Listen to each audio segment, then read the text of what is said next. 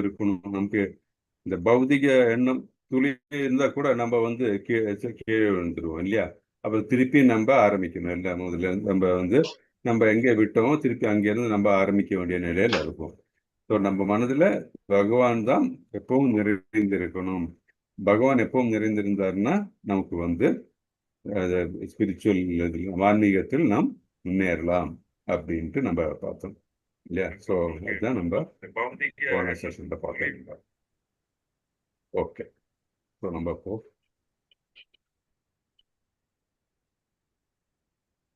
உங்களுக்கு ஷேர் பண்ணுறேன். ஏன்னா வெள்ளிக்கிழமை நமக்கு கொஞ்சம் டைம் தான் இருக்கு இல்லையா? அதனால I would have to go straight to the class.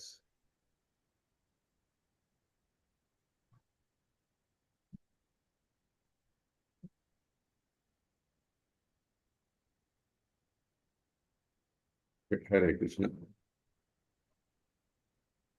So நம்ம இந்த 8வது அத்தியாயத்தில் என்ன பார்க்குறோம் அப்படின்னா, ஃபஸ்ட்டு 8.1 4 ஸ்லோகம் வரைக்கும் அர்ஜுனோட கேள்விகள். ஒரு 8 கேள்வி கேட்குறாரு இல்லையா?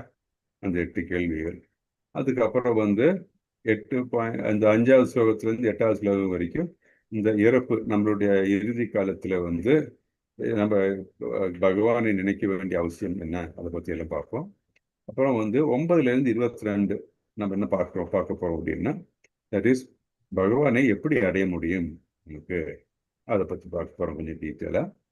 அப்புறம் நம்ம 23லேருந்து 28 நம்ம என்ன பார்க்க போகிறோம்னா, தூய பக்தியை எல்லாத்தை விட சிறந்தது அப்படின்ட்டு நம்ம பார்க்க போகிறோம். ஓகே, ஸோ நம்ம இந்த 8 கேள்வி என்ன அப்படின்ட்டு நம்ம ஒரு வாட்டி கூட ஞாபகப்படுத்துறது பெட்டர். பிரம்மன் என்றால் என்ன, அதுக்கு நம்மளுடைய ஆத்மா அப்படி புரிஞ்சுது. அத்தியாத்மா அப்படின்னா ஜீவாத்மாவின் இயற்கை நேச்சர், மெட்டீரியல் நேச்சர். கர்மா அப்படின்னா பலநோக்கு செயல்கள். அதிபூதா அப்படின்னா பௌதீக இயற்கை. அதிதெய்வ தேவர்களின் தலைவன். அத்யஜ்ஞ அப்படின்னு யாகத்தின் இறைவன். அதியஜ்ஞ வீட்டிற்கும் இடம் இது ரொம்ப இது இல்லையா? அங்கே அதியஜ்ஞ வீட்டிற்கும் இடம் எங்க? பரமாத்மா இல்லையா? யாகத்தின் இறைவன் எங்கே வீட்டிற்கு எல்லாத்தோட இதயத்திலும் இருக்கிறார் இல்லையா? உலகத்தில் எல்லாத்திலும் பார்வை உள்ளார் அவர். மரண நேரத்தில் கிருஷ்ணரை நினைவு கொள்வது எங்க அது நம்ம பார்த்தோம். தட் இஸ் எப்பவும் நம்ம பக்தி தொண்டை செய்து கொண்டு சாண்டிங் பண்ணி நம்ம நித்தியமா பகவானை நினைத்து கொண்டே இருந்தோம்னா மரணிக்கும் தருவாயில் கூட அவரை மறக்காமல் நமக்கு ஞாபகம் வரும். அது நம்ம பார்த்தோம்.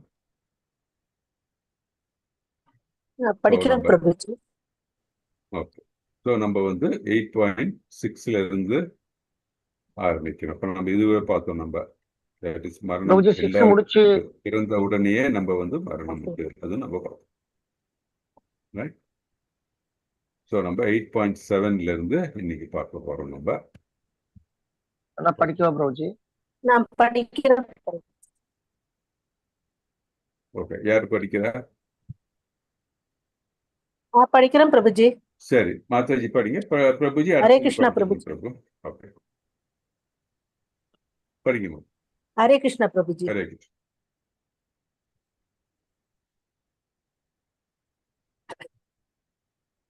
தஷ்மா சர்வேஷு காலேஷு மாமனுஷ்மர யுத்யஸ மயர் பிதாமனோ புத்திர்மா மேவைஷ் சம்சய. எனவே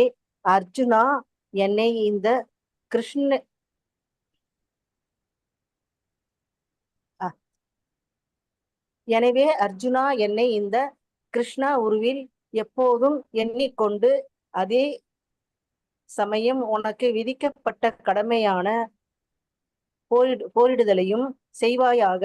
உன்னுடைய செயல்களை எனக்கு அர்ப்பணித்து உன்னுடைய மனதையும் புத்தியையும் என்னில் நிலைநிறுத்துவதன் மூலம் நீ என்னையே அடைவாய் என்பதில் ஐயமில்லை. ஹரே கிருஷ்ணா பிரபுஜி. ஹரே கிருஷ்ணா. தேங்க்யூ. என்ன சொல்றாரு? தஸ்மாத் சர்வேஷு காலேஷு மாம் அனுஸ்மர யுத்யச மயர்ப்பித மனோ புத்திர் மாம் ஏவஸ்ய சம்சய அப்படின்னாரு. ஸோ அதோட அர்த்தம் என்ன நம்ம பார்த்தோம்? எனவே அர்ஜுனா, என்னை இந்த இந்த கிருஷ்ண உணர்வில் எப்பொழுதும் எண்ணிக்கொண்டு, அதே சமயம் உனக்கு விதிக்கப்பட்ட கடமையான போரிடுதலையும் செய்வாயாக. உன்னுடைய செயல்களை எனக்கு அர்ப்பணித்து உன்னுடைய மனதையும் புத்தியும் என்னில் நிலைநிறுத்துவதன் மூலம் நீ என்னை அடைவாய் என்பதில் ஐயமில்லை அப்படின்ட்டு கிளியரா சொல்றாரு அர்ஜுன். ஸோ நமக்கு இதுல இருந்து என்னெல்லாம் தெரியுது? கிருஷ்ணருடைய உருவத்தை நம்ம எப்போ எண்ணிக்கை வந்துருக்கணும் பார்த்தோம் இல்லையா? Always remember Krishna, never forget Krishna நம்ம சொல்லியிருக்கோம். கிருஷ்ணர் அர்ஜுனர்கிட்ட கீதாபதேசம் அதெல்லாம் நடந்துட்டு இருக்கு இல்லையா? நம்ம மறக்கக்கூடாது. நம்ம எங்க இருக்கோம்? குருக்ஷேத்திர போர்க்களத்தில் இருக்கோம். பகவான் அர்ஜுனருக்கு உபதேசம் பண்ணிட்டு இருக்காரு, கீத உபதேசம் பண்ணிட்டு இருக்காரு இல்லையா? ஸோ பகவான் அவர் சொல்றது நம்ம ஞாபகம் வச்சுக்கோம். அந்த இது எப்போ நம்ம அந்த விஷுவல் எப்போ நம்ம மனசுல இருக்கணும். கீதா குருக்ஷேத்திர போர் பூமியில இருக்கோம். பகவான் அர்ஜுனனுக்கு உபதேசம் பண்ணிட்டு இருக்காரு, அர்ஜுனன் கேள்வி கேட்டுட்டு இருக்காரு. அந்த இடத்துல இருக்கோம் நம்ம. நம்ம அதெல்லாம் கேட்கிறோம் அப்படின்னு நம்ம மனசுல சங்கல்பம் பண்ணுங்க. அப்ப நமக்கு தெரியும் அந்த இடத்துல இருக்கிறதுன்ட்டு. அப்படியே அங்க போயிடணும் நம்ம. ஸோ என்ன சொல்றாரு? எனவே அர்ஜுனா, என்னை இந்த கிருஷ்ண உணர்வில் இந்த உருவில் எந்த உருவில தோன்றாரு? கிருஷ்ணருடைய உருவில் தோன்றாரு. எப்பொழுதும் என்னை எண்ணிக்கொண்டு அதே சமயம் உனக்கு விதிக்கப்பட்ட கல்வி. ஸோ கிருஷ்ணர் என்ன சொல்றாரு? ரொம்ப இம்பார்ட்டன்ட் அவரவர்களுக்கு விதிக்கப்பட்டுள்ள கடமையை செய்ய வேண்டும். இந்த பூமியில் பிறந்து விட்டு, இந்த பிரபஞ்சத்தில் பிறந்து விட்டால் அவர்களுடைய கடமையை செய்ய வேண்டும் என்பது ரொம்ப முக்கியம். ஸோ அவர் சொல்லலை உங்க கடமையெல்லாம் விட்டு விட்டு என்னுடன் சரணடைந்து என்னைய பத்தி நினைச்சிட்டு சொல்ல. அவர் என்ன சொல்றாரு? நீ ஒவ்வொருத்தரும் அவரவருடைய செய்ய வேண்டிய கடமைகளை கண்டிப்பாக செய்ய வேண்டும். அப்படி செய்யும் போது அந்த கடமையை செய்யும் பொருட்டு என்னையே மறக்காமல் செய்யுங்கள். அதே மாதிரி அதனுடைய பலன்களை எனக்கே அளிப்பீர்கள். அப்பொழுது நீங்கள் கட்டுண்ட நிலையில் இருக்க மாட்டீர்கள் அப்படின்னு சொல்றோம். நம்ம இதுக்கு முன்னாடி நம்ம பார்த்தோம் 4th chapter 5th chapter 6th chapterல என்ன பார்த்தோம்? நம்ம அதுல நம்ம செய்யக்கூடிய செயல்கள் எல்லாம் அகர்ம நிலையில் இருக்க வேண்டும்.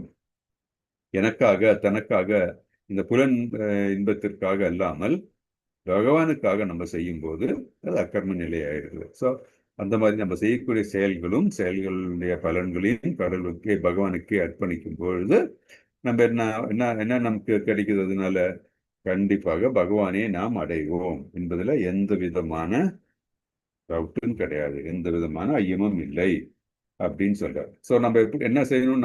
அதுக்காக நம்ம என்ன செய்யணும்? மினிமம் நம்ம என்ன செய்ய வேண்டியிருக்கு?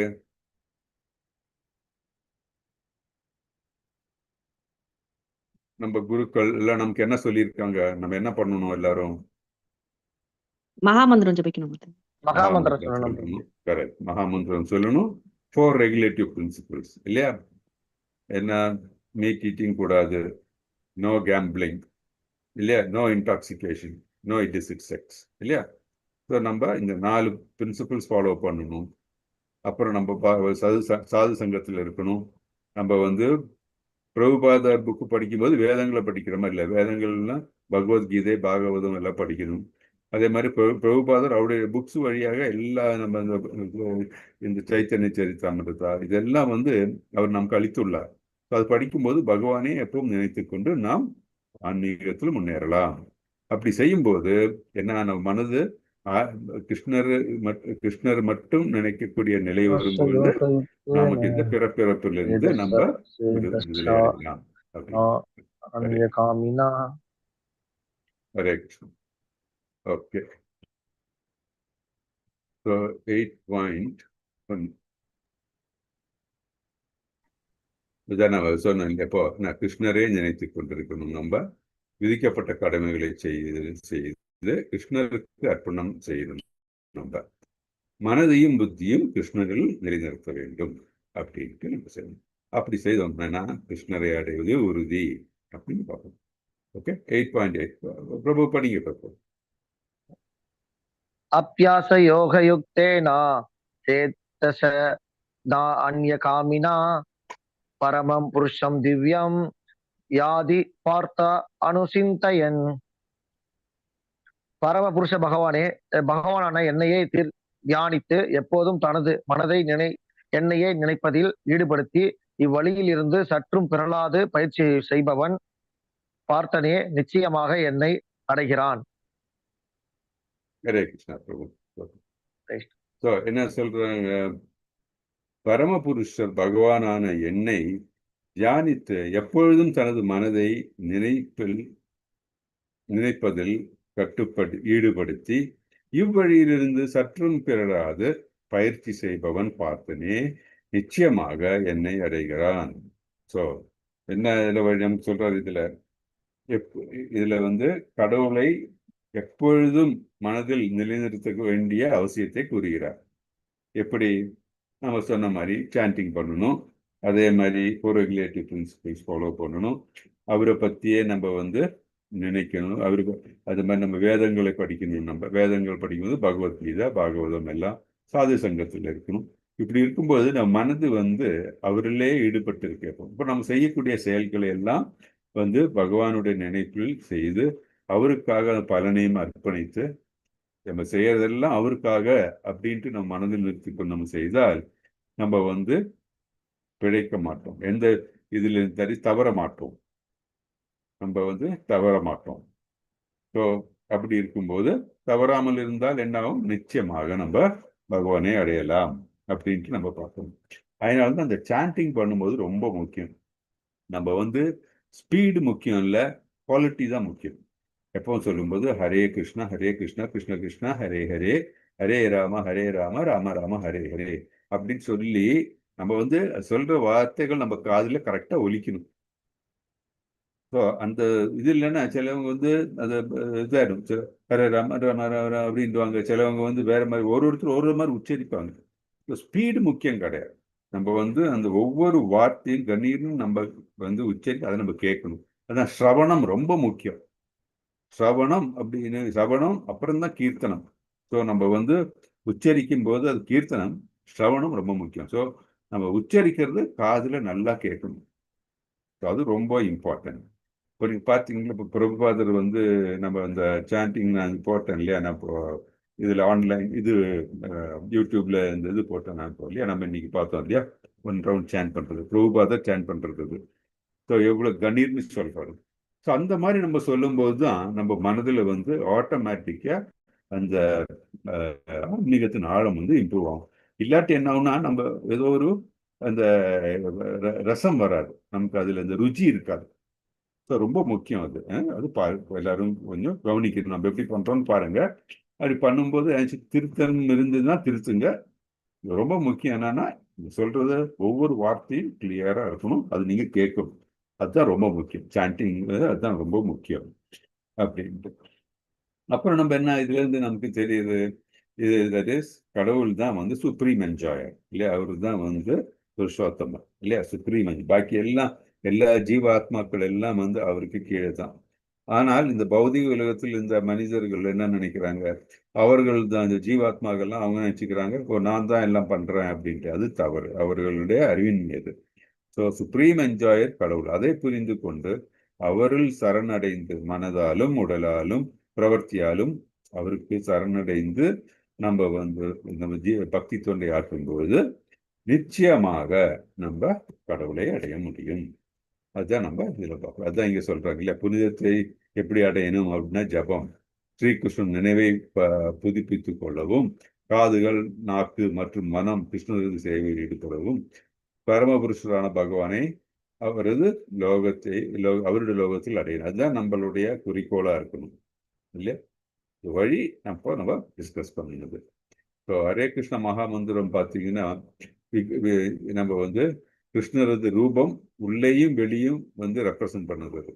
நம்ம மனதை நம்ம இந்த மந்திரம் சொல்லும்போது கிருஷ்ணர் உருவம் முன்னாடி நிற்கணும்னு அதெல்லாம் ஒன்றுமே தேவையில்லை. நம்ம அது இந்த சொன்னேன் இல்லையா, அந்த மாதிரி நல்லா கிளியரா அது எல்லா உச்சரிப்பு சரியா இருந்து அது அப்படியே கேட்கும்போது ஆட்டோமேட்டிக்கா அந்த எக்ஸ்டசி அந்த ருச்சி இன்க்ரீஸ் ஆகும். நம்ம மனதிலிருந்து அதுக்கப்புறம் நம்ம அந்த இது வரும்போது எக்ஸ்டசி வரும்போது என்ன வேணா இருக்கலாம், அது நம்ம உருவத்தை பார்க்கலாம், இல்லை வேற விதமான உணர்வு வரலாம், எல்லாம் அது நடக்கும் ஆட்டோமேட்டிக்கா. முக்கியம் என்னன்னா கிளியரா நம்ம அந்த மகாமந்திரத்தை உச்சரித்து காதுல கேட்கணும், முக்கியம். வாழ்க்கை முழுவதும் ஜபம் செய்தால் மரணத்தின் போது கிருஷ்ணரை நினைவு புரியலாம். ஸோ அப்படி நம்ம செஞ்சுட்டே இருந்தோம்னா ஆட்டோமேட்டிக்கா நமக்கு வந்து எந்த நிலையிலும் வந்து அந்த ஜபம் மனதில் தோன்றும். அப்போ நம்ம கிருஷ்ணரை மறவாமல் இருப்போம் அப்படின்னு சொல்லுவோம். விக்கிரக ஆராதனை பண்ணும்போது ஆர்த்தி, அது எப்படி பண்ணும்போது ஆர்த்தி சமர்ப்பித்தல், நிவேதனம் சமர்ப்பித்தல், பண்டிகை கொண்டாடுதல், இப்படி எல்லாம் பண்ணும்போது நம்ம கிருஷ்ணரை நம்ம பார்க்கிறோம், அவரோட ஈடுபடுறோம், அதுவும் நடக்குது. ஓகே, இதெல்லாம் ஒரு பக்தன் செய்கிறான்.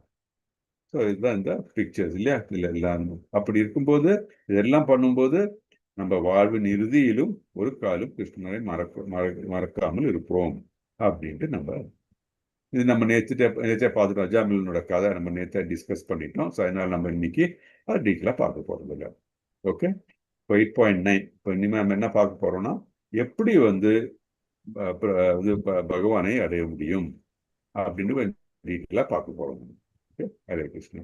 இப்போ 9 to 13 என்ன, கிருஷ்ணரை தியானத்தின் மூலமாக நினைவு கொள்ளுதல், அதை பற்றி பார்க்குறோம். 9 to 13. ஓகே, ஸ்லோகம் யார் படிக்கிறீங்க? இந்த ஸ்லோகம் 8 ஹரே கிருஷ்ணா பிரபுஜி. படிங்க மாதாஜி. 9 இல்லையா? 9. ஓகே. கவிம் புராணம் அனுசாசிதாரம் அனோர் அனியாம் அசம் அனுஸ்மரேத்யஹ சர்வஸ்ய தாதாரம் அச்சிந்த்ய ரூபம் ஆதித்யவர்ணம் தமச பிரசத்தாத். எல்லாம் அறிந்தவர், மிக பழமையானவர், கட்டுப்படுத்துபவர், அணுவை விட சிறியவர், எல்லாவற்றையும் பராமரிப்பவர், எல்லா பௌதீக கருத்துக்களுக்கும் அப்பாற்பட்டவர், புரிந்து கொள்ள முடியாதவர், ரூபமுடைய நபர், சூரியனை போன்று பிரகாசமானவர், ஜட இயற்கையை கடந்த உன்னதமானவர் என்று பரமபுருஷரை ஒருவன் தியானம் செய்ய வேண்டும். ஹரே கிருஷ்ணா பிரபுஜி. ஹரே கிருஷ்ணா. இங்க வந்து கடவுளை பத்தி சொல்றாங்க இல்லையா? அப்புறம் எப்படி நம்ம வந்து கடவுளை பத்தி நினைக்கணும் அப்படின்றது நமக்கு இங்க எடுத்து சொல்றாங்க. அவர் கடவுள் யாரு? பகவான் யாரு? எல்லாம் அறிந்தவர், மிகவும் பழமையானவர். ஏன்னா அவர் தான் இதுலயே தட் இஸ் ஆதி புருஷர். அவர் தான், அவர்களில் தான் எல்லாமே தோன்றியுள்ளது. கட்டுப்படுத்துபவர் அவர்கள். இந்த உலகத்தில் நடக்கக்கூடிய எல்லாவற்றையும் அவர் தான் கட்டுப்படுத்துவார். சுப்ரீம் கண்ட்ரோலர் சொல்லுவாங்க இல்லையா, அது அவர் அந்த அளவுக்கு பெருசு. அதே மாதிரி வந்து அணுவை விட சின்னவர். நமக்கு தெரியும் இல்ல, நம்ம பரமாத்மாவுடைய சைஸ் என்ன? விபு. நம்ம விபுவா அணுவா? நம்ம அணு பிரபுஜி. நம்ம அணு. ஸோ நம்ம பரமாத்மாவுடைய சைஸ் என்ன அதோடைய சைஸ் எப்படி? கட்டை விரல். அது நம்ம பரமாத்மா. கரெக்ட், நீங்க சொன்னது. நம்ம பரமாத்மா வந்து நம்ம மனதில் வந்து இந்த யோகிகள் தியானிக்கும் போது கட்டை விரல் சைஸ் பரமாத்மா. ஸோ நம்ம மனதில் இருக்கான அதோடைய இந்த சைஸ் இருக்கு இல்லையா, நம்ம இதயத்தில் இருக்கிற நிலையில இருக்கு இல்லையா, அவருடைய அந்த இருப்பிடத்தில் நம்ம இதயத்தில் இருக்கிற சைஸ் பார்த்தீங்கன்னா, நம்ம தலை முடியுடைய நுனியில் வந்து அதை 10,000 பாகமாக பார்ட்டாக நம்ம டிவைட் பண்ணினா அந்த ஒன்று அந்த அணுவோட நம்மளுடைய சைஸ், பரமாத்மாவோட சைஸ். இல்லை, பரமாத்மாவோட தோற்றம் நம்ம வந்து யோக நிலையில் நம்ம அந்த தோற்றம் எப்படி இருக்குன்னா, கட்டை விரலில் வந்து அந்த 4-handed ஃபார்ம்ல வந்து அவர் வந்து இந்த யோகிகள் வந்து அந்த நிலையில் பகவானை வழிபடுகிறார்கள். ஸோ அது வந்து ஹரே கிருஷ்ண மாதாஜி. பிரபுஜி, ஜீவாத்மாவுடைய சைஸ் தானே அந்த ஹேர் டிப்ல வந்து 10,000 சைஸ்ல ஒண்ணு அப்படின்னு சொல்லுவாங்க. ஆமா, ஜீவாத்மாவோட சைஸா? பரமாத்மாவுடைய சைஸும் அதானே பிரபுஜி? இல்ல பரமாத்மாவோட சைஸ். பரமாத்மா சைஸ் நம்ம எண்ண முடியாது இல்ல, நம்ம வந்து பரமாத்மாவை வந்து அளக்கவே முடியாது இல்லையா. ஆனா பரமாத்மா வந்து யோகிகளுக்கு எப்படி தென்படுவார் அப்படின்னா, நீங்க சொன்ன மாதிரி கட்டை விரல். அப்ப பரமாத்மாவுடைய சைஸ் வந்து நம்ம அளக்க முடியாது. நம்ம ஆக்சுவலி வந்து இவருக்கு கிருஷ்ணருடைய சைஸ் நம்ம வந்து சொல்லவே முடியாது. அவருக்கு வந்து ஆனா நம்ம இந்த யோக நிலையில இருக்கும் பொழுது நம்ம அவரை எப்படி யோகிகள் பார்க்குறாங்க அப்படின்னு சொன்னா, நம்ம கட்டை விரலுடைய சைஸில் அவர் வந்து இந்த 4 கை இருக்கிற நாராயண ஃபார்ம்ல பார்க்குறாங்க. ஓகே, நம்ம ஆக்சுவல் சைஸ் வந்து நம்ம அளவிட முடியாது இல்லையா, பிகாஸ் அவர் வந்து அவர் வந்து விபு, அவர் எல்லா இடத்துலையும் நிறைந்திருக்கு. அதே மாதிரி அவர் எல்லா உயிரினங்களுக்குள்ளும் இருக்கிறார் இல்லையா அவரு. எஸ் பிரபுஜி. டிஃபரன்ஸ் இல்லை. அணு வந்து நம்ம ஜீவாத்மாக்களோட சைஸ் வந்து தலைமுடி இதிலிருந்து 10,000 பார்ட்ல ஒரு பார்ட். அது வந்து நம்ம ஜீவாத்மாக்களோட சைஸ். பரமாத்மாவுக்கு வந்து நம்ம சைஸ் எதுவும் சொல்ல முடியும் நம்ம, பிகாஸ் அவரு அணு, அது வந்து எங்கெங்கும் நிறைந்திருக்கிறார். ஆனால் ஒவ்வொரு உயிரினங்களுக்குள்ளும் வந்து இந்த யோகம் நம்ம யோகிகள் இருக்காங்க இல்லையா, அப்போ அவங்க வந்து இந்த பரமாத்மாவை கன்சீவ் பண்ணுவாங்க இல்லையா, பரமாத்மாவை நினைத்து நம்ம யோகம் செய்யும் முறையில வந்து எப்படின்னா இந்த நம்மளுடைய இந்த கட்டை விரலுடைய சைஸ் அந்த இருந்து நாராயண ஃபார்ம் 400 ஃபார்ம் வச்சு இது பண்றோம். அதுதான் ஆக்சுவலி நம்ம பார்த்தோம்னா பரமாத்மாவை வந்து நம்ம இது பண்ண முடியாது, பிகாஸ் அவர் எல்லா இடத்துலையும் வந்து பரவி இருக்க. அது அவர் வந்து அதுக்கு நம்ம வந்து சைஸ் நம்ம இது கணிக்கவே முடியாது. ஆனால் ஒவ்வொரு ஜீவாத்மாவுடன் வர பரமாத்மா நம்ம இருக்காங்களே, அது வந்து நம்ம அந்த அவரை தியானிக்கும் பொழுது நம்மளுடைய கட்டை விரல் நிலை, கட்டை விரல்ல 400 ஃபார்ம், அந்த 400 ஃபார்ம் நாராயணா ஃபார்ம் சொல்லுவோம் இல்லையா, அந்த நாராயணா ஃபார்ம்ல வந்து நம்ம அவரை இது தியானிக்கிறோம். நம்ம கிளியர் மாதாஜி? ஹரே கிருஷ்ணா பிரபுஜி. கிளியர் பிரபுஜி. அந்த மகாபலி சக்கரவர்த்தி வந்து நிலத்தை அளக்க முடியாத கடைசி 3வது அளக்க முடியாத அவர் தலை மேல தானே காலை வைக்கிறாரு. ஆமா, உலகம் அழகத்தை வரும்போது கடைசி அளவிட முடியாதது இல்லைங்களா? ஆமா, அதான் சொல்றேன். அதனால ஆக்சுவலி நம்ம வந்து பகவானே நம்ம வந்து ஒரு சைஸ்ன்னு சொல்லும், அவர் அளக்க முடியாது. அவர் எல்லா இடத்துலையும் நிறைந்துள்ளார். ஆனால் ஒவ்வொரு ஜீவாத்மாக்குள்ளிலும் இருக்கிற பரமாத்மா வந்து நம்ம அவரை தியானிக்க முற்படும் போது நமக்கு நம்முடைய கட்டை விரல் என்ன சைஸ் இருக்கும் அந்த இது அந்த அந்த இதில் நம்ம அளவில் நம்ம தியானித்து அது என்ன ஃபார்ம்ல இருப்பாரு? 400 ஃபார்ம் நாராயணா ஃபார்ம்ல இருக்காரு. ஆனால் அதுதான் அவருடைய சைஸா? கண்டிப்பா கிடையாது. அவரு விபு இல்லையா, அவர் எல்லா இடத்துலையும் பரவி இருக்காரு. ஒவ்வொரு ஜீவராசிகளும் சரி, மற்ற இதுவும் சரி, பிரபஞ்சத்தில் இருக்கிற எல்லாத்திலும் அந்த பரமாத்மா பரவி உள்ளார். ஸோ அதனால பரமாத்மாவோட சைஸ் நம்ம சொல்ல முடியாது. பரமாத்மா கிருஷ்ணர் தான் இல்லையா, பகவான் தான். ஸோ அதனால வந்து நம்ம வந்து அவருடைய சைஸ் நம்ம அப்படி அளக்க முடியாது. ஆனால் ஒவ்வொருத்தருள்ளும் வீட்டிற்கும் பரமாத்மா வந்து நம்ம இந்த நம்ம அவர் தியானிக்கும் பொருட்டு இருக்கும்போது கட்டை விரலுடைய நிலை, கட்டை விரலுடைய சைஸ் இல்லையா, ஒரு கட்டை விரலுடைய நிலையிலிருந்து அது 400 ஃபார்ம் நாராயண ரூபம். அதுதான் நம்ம வந்து அதுதான் வந்து முனிவர்கள் யோகிகள் எல்லாம் வந்து தியானிக்கிறோம். Okay Mataji? Yes Prabhuji, clear Prabhuji. Hare Krishna. Hare Krishna. So, ஜீவாத்மா 1/10,000 அந்த டிப் ஆஃப் த ஜீவா. பரமாத்மா வந்து நம்ம வந்து தியானிக்கும் பொருட்டு கட்டை விரலின் சைஸ் 400 ஃபார்ம். ஆனால் அவருடைய உண்மையான நிலை எல்லா இடத்துலையும் பரவி, அது நமக்கு மெஷர் பண்ண முடியாது. ஓகே, ஏனால் அவர் பகவான் தான் இல்லையா, அது நம்ம புரிஞ்சுக்கணும்.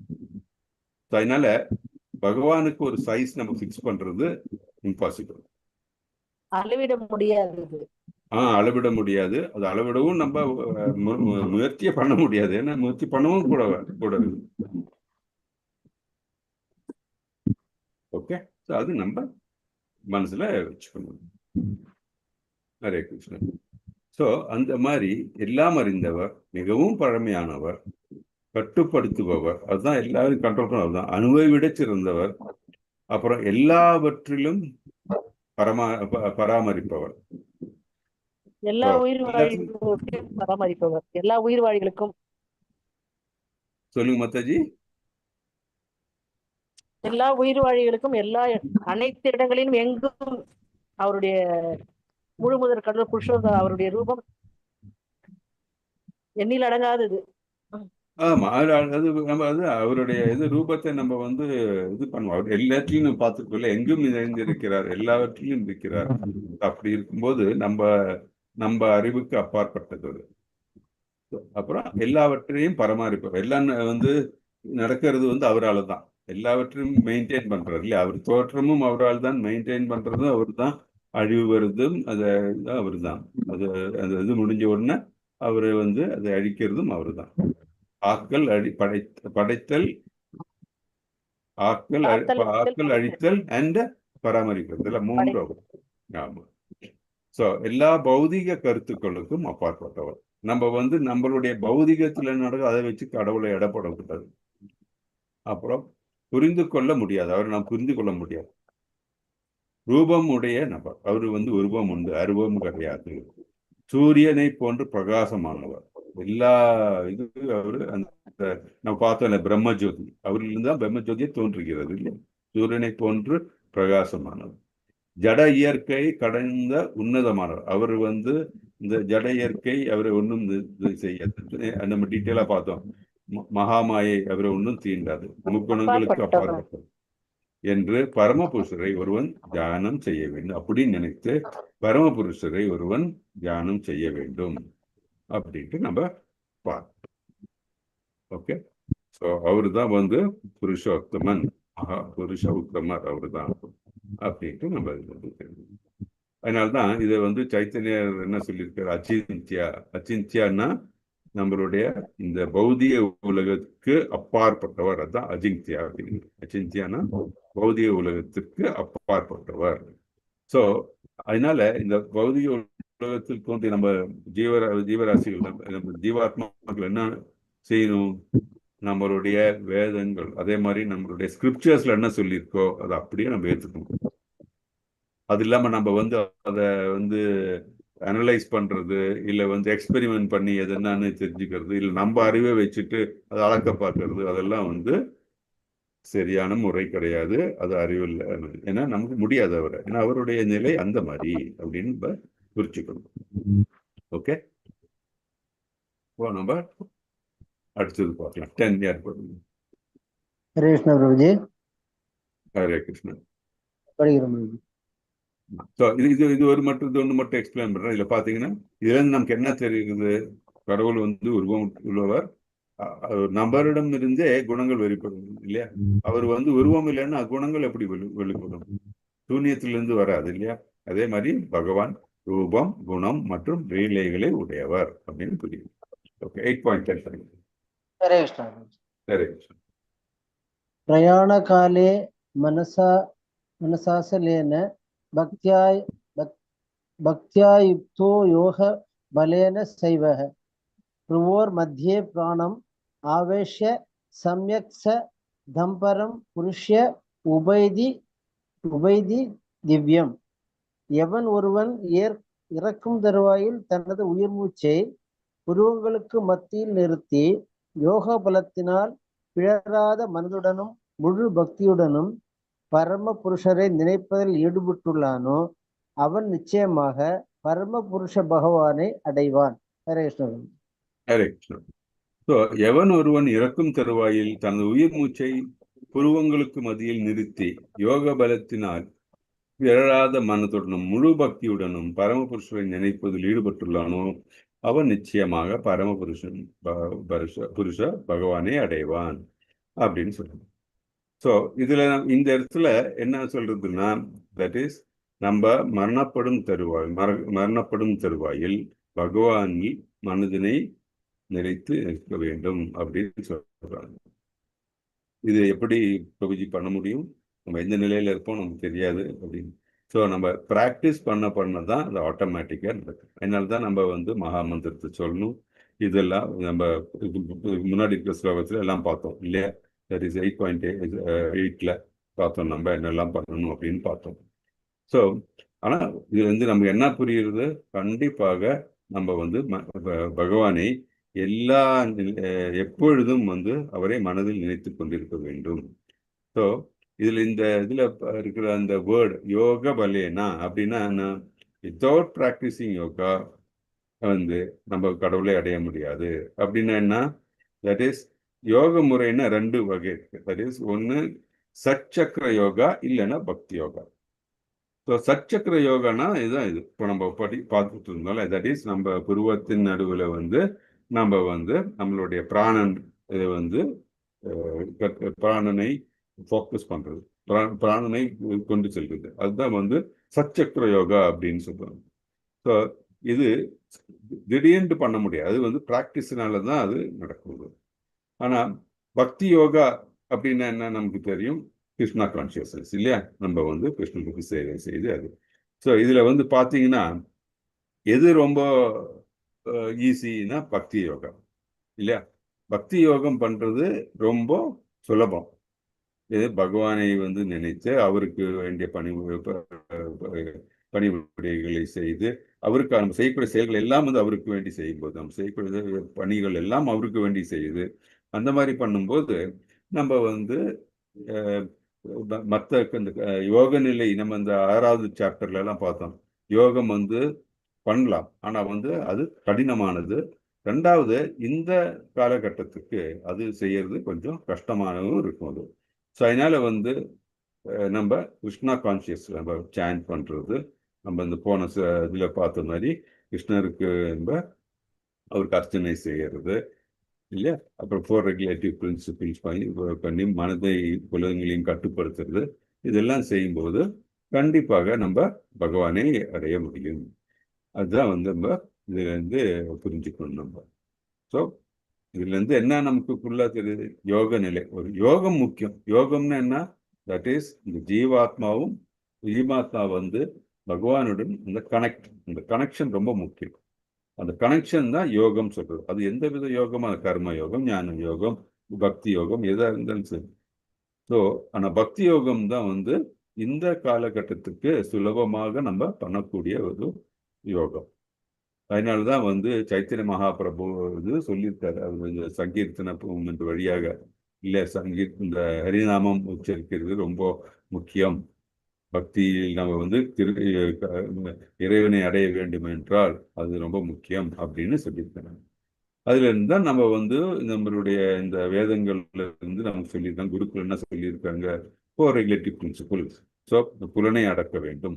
ஸோ புலனை அடக்கி பகவானில் மனதை நிறுத்தும் போது நம்ம வந்து ஆட்டோமேட்டிக்காக பகவானை நிச்சயம் அடையலாம் அப்படின்ட்டு நம்ம பார்க்குறோம். ஹரே கிருஷ்ணா. 8.11 யாராச்சு படிங்களா? படிக்கட்டும் பிரபுஜி. ஹரே கிருஷ்ணா. படிங்க பிரபு. யத் அக்ஷரம் வேதவிதோ வதந்தி விஷந்தி யத் யதயோ விதராஹ யத் இச்சந்தோ ரக்ஸ் மசர்யம் சரந்தி தத்தே பதம் சங்கரஹனே பிரபஷ்யே. வேதங்களை கற்றவர்களும் ஓங்காரத்தை உச்சரிப்பவர்களும் துறவில் சிறந்த முனிவர்களும் பிரம்மனில் நுழைகின்றனர். இத்தகு பக்குவத்தை விரும்புபவன் பிரம்மச்சரியத்தை கடைபிடிக்கிறான். முக்தி அடைவதற்கான இம்முறையை தற்போது நான் உனக்கு சுருக்கமாக விளக்குகிறேன். ஹரே கிருஷ்ணன். ஹரே கிருஷ்ணன். என்ன சொல்றாரு, வேதங்களை கற்றவர்களும் ஓம்காரத்தை உச்சரிப்பவர்களும் துறவில் சிறந்த முனிவர்களும் பிரம்மனில் நுழைகின்றனர். இத்தகு பக்குவத்தை விரும்புகிறவன் பிரம்மச்சரியத்தை கடைபிடிக்கிறான்.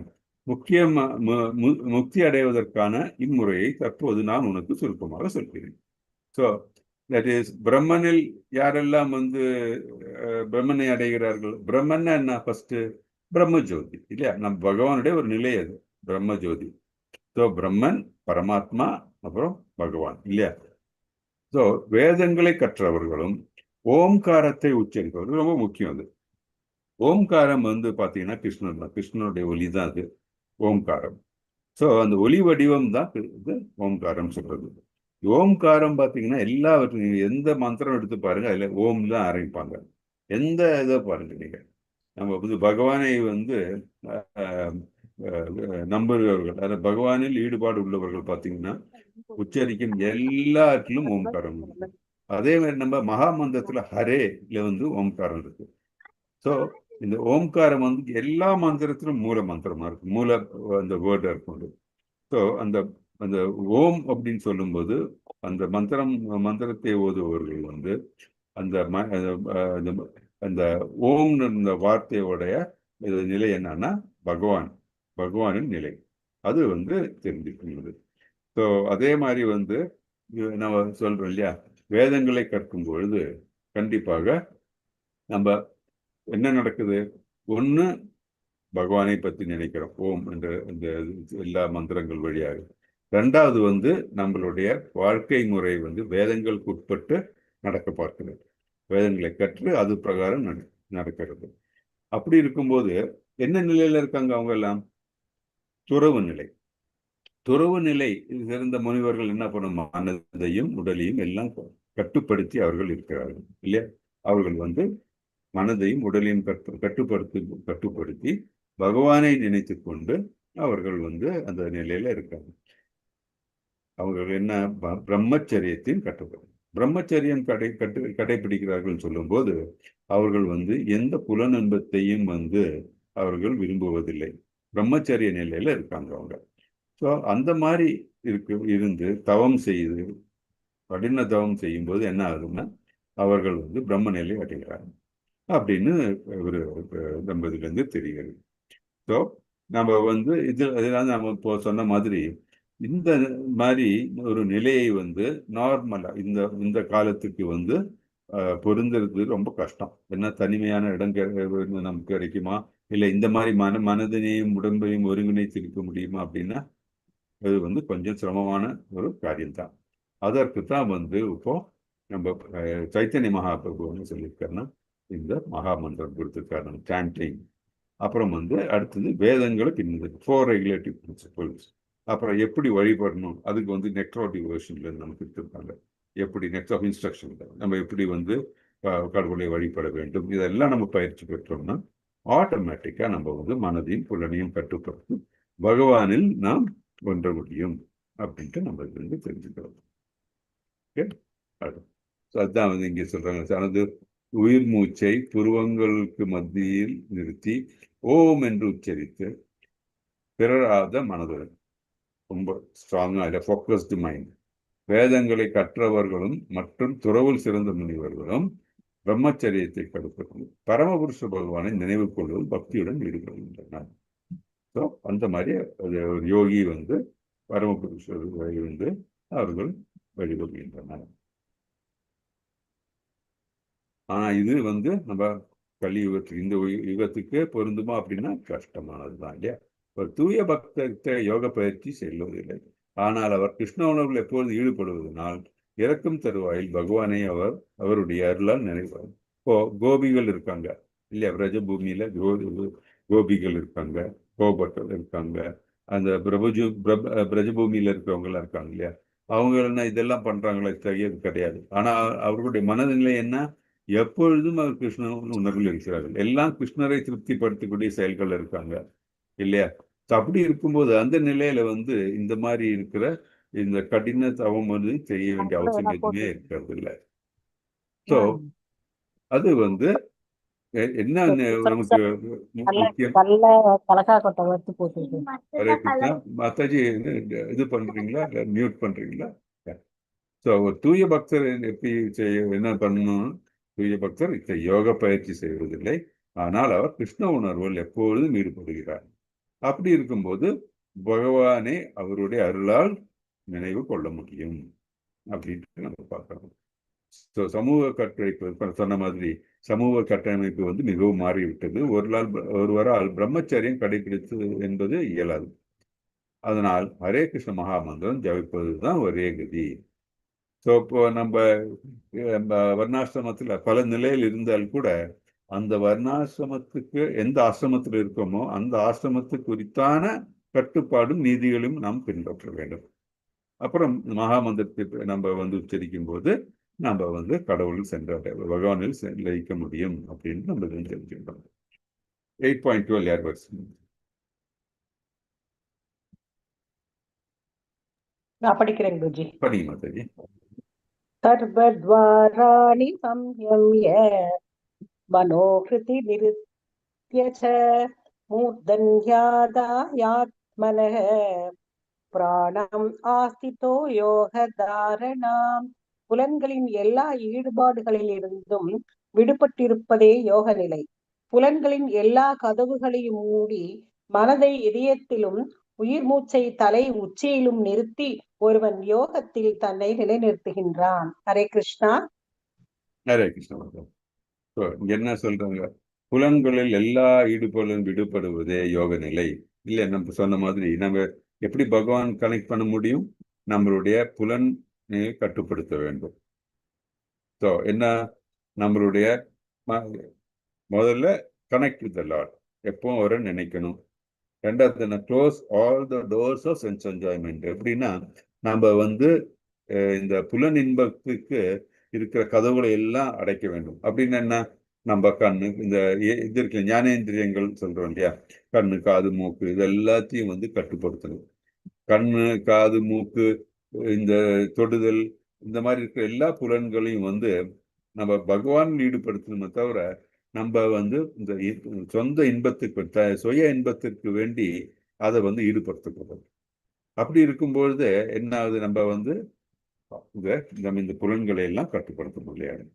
இப்போ வந்து பார்த்தோம்னா கண்ணு வந்து எப்படி நம்ம பகவான் ஈடுபடுத்த முடியும்? பகவானே பகவான் உருவத்தை பார்க்கலாம், விக்கிரகங்களை பார்க்கலாம்.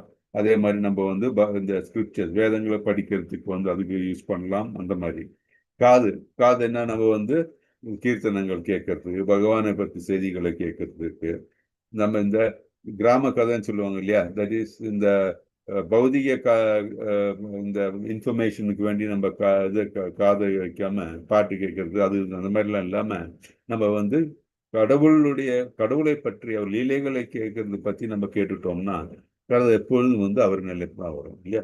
அதே மாதிரி பேசுறது, அவரை பற்றி பேசுறது இல்லையா. ஸோ அந்த மாதிரி ஒவ்வொரு உறுப்பும் வந்து நம்ம இந்த ஞானேந்திரியங்களை வந்து பகவானுடைய நினைப்பில் நம்ம பகவானுடைய நினைப்பில் வந்து நம்ம அதை யூட்டிலைஸ் பண்ணணும். அப்படி நம்ம பண்ணும்போது என்ன ஆகுதுன்னா, பௌதிகத்திலிருந்து நம்ம எல்லாவற்றையும் நம்ம இந்த ஷட்டிங் த டோர் சொல்லி கதவடைக்கிறோம் சொல்றோம் இல்லையா, அந்த மாதிரி இந்த நம்மளுடைய ஞானேந்திரியங்கள் எல்லாம் வந்து பகவானை தவிர வேற எந்த இதையும் வந்து உட்கொள்றதுக்கு நம்மளே இது பண்ணணும். ஸோ அது வந்து ரொம்ப முக்கியம். இப்போ மனது இந்த மாதிரி இருக்கும் நிலை என்னாச்சு, நம்ம மனது எதை பற்றி நினைக்கும்? பகவானை பற்றி தான் நம்ம நினைக்கும் இல்லையா. ஸோ அந்த மாதிரி நினைக்கும் போது என்ன ஆகுது, இந்த யோக முறை சொல்றாங்க. தட் இஸ் நம்மளுடைய பிராணனை இங்கே நம்ம நெற்றிக்கு மத்தியில், புருவங்களுக்கு மத்தியில் கொண்டு வந்து நம்ம நிறுத்த முடியும் அப்படின்னு சொல்றது வந்து ப்ராக்டிக்கல். இந்த யோக நிலையில கொண்டு வரணும் அப்படின்னு பண்ணலாம். அப்படி இல்லாமல் நம்ம வந்து கிருஷ்ணா கான்சியஸ்ல இருக்கும்போது என்ன, நம்ம வந்து இந்த நிலையை எல்லாம் நம்மளுடைய இந்த சொன்ன இல்லையா, இந்த புலன்களை எல்லாம் கட்டுப்படுத்தி அதை பகவான் நிலைக்கும் போது பகவானுக்கு வேண்டிய காரியங்களை நம்ம செய்யறோம். ஸோ நம்ம எப்படி வேணா இது பண்ணிக்கிறோம். இந்த யோக முறை விரும்புகிறவர்களுக்கு அந்த முறை, பக்தி யோகத்தில் இருக்கிறவங்களுக்கு இந்த முறை, ஒவ்வொருத்தரும் அவர்களுடைய நிலை விருப்பத்துக்கு ஏற்ப அது நடத்தலாம் அப்படின்ட்டு. ஏன்னா சிலவங்க வந்து யோக முறை வந்து விரும்புவாங்க, ஓகே, நோ ப்ராப்ளம், எந்த வழியும் ஓகே. ஆனால் ரொம்ப ப்ராக்டிக்கல் இந்த காலத்துக்கு ஈஸியான முறை பார்த்தா கிருஷ்ணா கான்சியஸ்னஸ் அப்படின்ட்டு நம்ம இது வந்து தெரிஞ்சுக்கிறது. 13 படிக்கிறோம். படிக்கட்டுமா குருஜி? படிங்க மாத்தி. ஓம் இத்யேகாக்ஷரம் பிரம்ம வியாஹரன் மாம் அனுஸ்மரன் யப்ரயாதி தேஜன் தேகம் இசயாதி பரமாம் கதிம். இந்த யோக பயிற்சி நிலை பெற்ற பிறகு ஓம் எனும் புனித பிரணவத்தை உச்சரித்து பரம புருஷ பகவானை எண்ணிக்கொண்டு உடலை விடுபவன் நிச்சயமாக ஆன்மீக கிரகங்களை அடைவான். ஹரே கிருஷ்ணா. ஹரே கிருஷ்ணா. தேங்க்யூ. ஸோ அது ரொம்ப இம்பார்ட்டன்ட் இல்லையா. இந்த யோக பயிற்சியில் நிலை பெற்ற பிறகு ஓம் என்னும் புனித பிரணவத்தை உச்சரித்து பரமபுருஷர் பகவானை எண்ணிக்கொண்டு உடலை விடுபவன் நிச்சயமாக ஆன்மீக கிரகங்களை அடைவான். இது நம்ம முன்னாடி பார்த்தோம். நம்ம நேற்று போன செஷன்லயும் நம்ம என்ன பார்த்தோம், நம்ம வந்து அன்னப்படும் தருவாயில் என்ன நினைக்கிறோமோ, என்ன விருப்பப்படுறோமோ, பகவானை நம்ம நினைத்தால் பகவானை சென்றடைவோம் அப்படின்னு பார்த்துருக்கோம். அதுதான் இங்க வந்து ஸ்ட்ரெஸ் பண்றேன். இந்த யோக பயிற்சியில் எந்த யோக பயிற்சி இப்போ நம்ம பார்த்தோம், இப்போ இதுக்கு முன்னாடி பார்த்த ஸ்லோகங்கள்ல இருந்து நிலை பெற்ற பிறகு, தட் இஸ் கடவுளுடன் ஒன்றிய கடவுளை ஒன்றக்கூடிய அந்த நிலையை நாம் அடைந்த பிறகு ஓம் என்னும் புனித பிரணவத்தை உச்சரித்து, அதான் நம்ம சொல்றோம் இல்லையா, ஹரே கிருஷ்ண மகாமந்திரம், அதுல இருந்து ஓம்.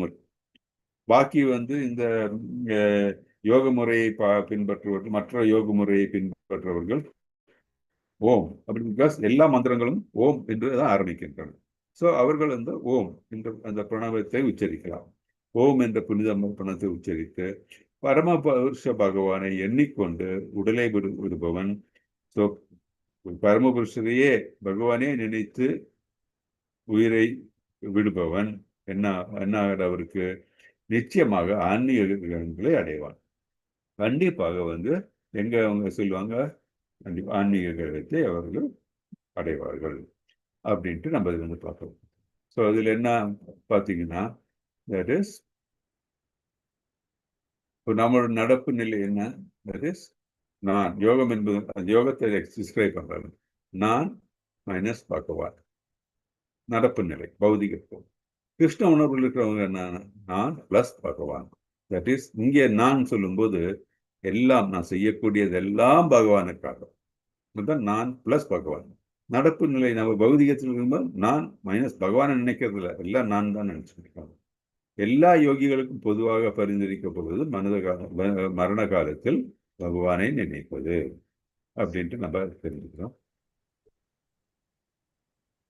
ஸோ நம்ம இந்த சாப்டர் 6ல டீட்டெயிலாக அதை பற்றி பார்த்தோம். நான் புலனுச்சியில் ஈடுபடும் ஒரு யோகி என்ன செய்கிறார், அவர் தனிமையான இடத்துல புலனுகர்ச்சியில் ஈடுபடுறவர்களை, மனம் முழுவதும் பரமாத்மாவில் ஆழ்ந்திருத்தல், உயிர் மூச்சை தலை உச்சியில் நிறுத்தி அவர் உயிரை விடுவார். ஓம் என்னும் பிரணவத்தை உச்சரித்து பரமபுருஷரான பகவானை எப்பொழுதும் எண்ணிக்கொண்டு அவர் தனது உடலை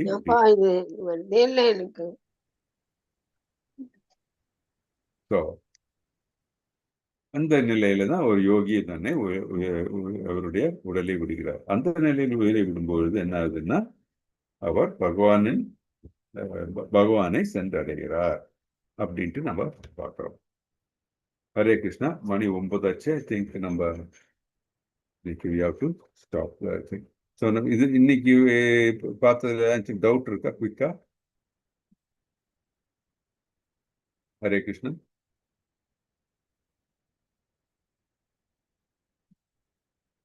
ஸோ ஃபர்தராக நம்ம நெக்ஸ்ட் வெட்னஸ்டே பார்க்கலாம். ஹரே கிருஷ்ணா. ஸோ நம்ம இன்னைக்கு இதோட வச்சிடலாம். ஹரே கிருஷ்ணன். வாஞ்சா கல்பதருப்யஸ்ச கிருபாசந்தே வச்ச पतितानां पावनेभ्यो वैष्णवेभ्यो नमो नमः. आनंद कोरि वैष्णव वृंद की जय.